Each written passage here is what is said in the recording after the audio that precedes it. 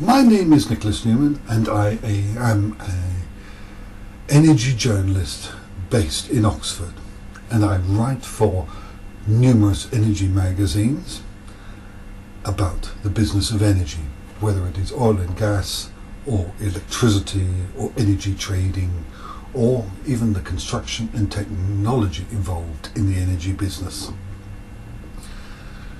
Okay. Right, today I'm going to talk to you about the prospects for shale gas in Europe. It is becoming increasingly clear we are unlikely to see shale gas production at a commercial scale before 2020. It has been suggested that the cost of producing shale gas in Europe will be more expensive than imports of gas via pipeline from Norway, and there are doubts that it will be cheaper than gas imported by LNG tanker from the Middle East. In addition, the technology is not right for exploiting the very complex geology in Europe, and also shale gas in Europe tends to occur at much deeper depths than in the United States. This means that in order to extract the gas you need much more powerful rigs than have been used in the United States. This means it's a lot more costly to extract in Europe. If in order for European fracking to be viable, the operating and production costs have got to be substantially reduced. This means it's going to take a number of years of innovations to cut costs. In addition, there is the issue of flow rates.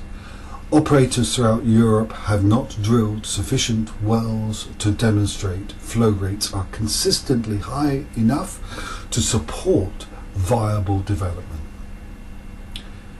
In addition, the scale of exploration has been too small.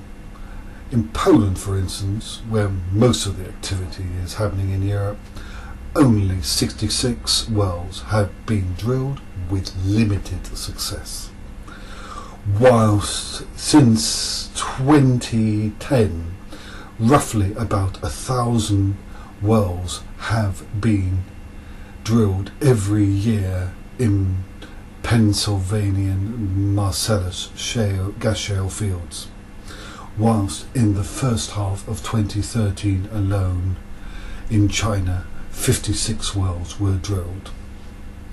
Then there is the question of infrastructure.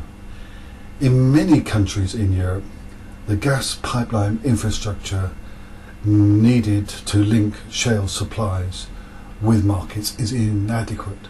For instance, in Poland alone, only about half the homes in the country are linked to gas supplies. In addition, the trans-European gas pipeline network is inadequate for a number of reasons. There are issues of capacity. For instance, if Northern Europe wants to import gas from Algeria to be delivered in customers in, say, northern Germany, the pipeline network which goes from Algeria to Italy to Austria and then through Germany to northern Germany has insufficient spare capacity to accept additional loads. Europe simply has to invest in additional pipeline capacity if we are going to be able to switch large quantities of gas from Algeria to Northern Europe or vice versa. In addition, and lastly, Europe doesn't seem to have much political inclination to exploit shale gas. There are a number of issues. There is a slow pace of approvals, even in Britain, even though there is much enthusiastic government support for shale gas. At local level, local councils do not seem to be keen at giving the necessary planning approvals for shale gas to operate, or are very slow at giving approval. This is in part due to a highly motivated anti-fracking lobby, and also due to an illogical belief in some EU countries that renewables will solve all Europe's energy problems, despite the fact that Europe has a serious issue about intermittency with renewables. There needs to be a lot more investment in energy storage to overcome this problem. I mean, we have seen in Germany, for instance, which are all about renewables, that in order to back up its renewable generation, it has had massively expanded its coal power. So much for being green. Anyway, it's been great to talk to you, and I hope you've enjoyed this talk about the prospects for shale gas in Europe. Anyway, if you need to contact me, my details are available. My website is nicknewmanoxford.com.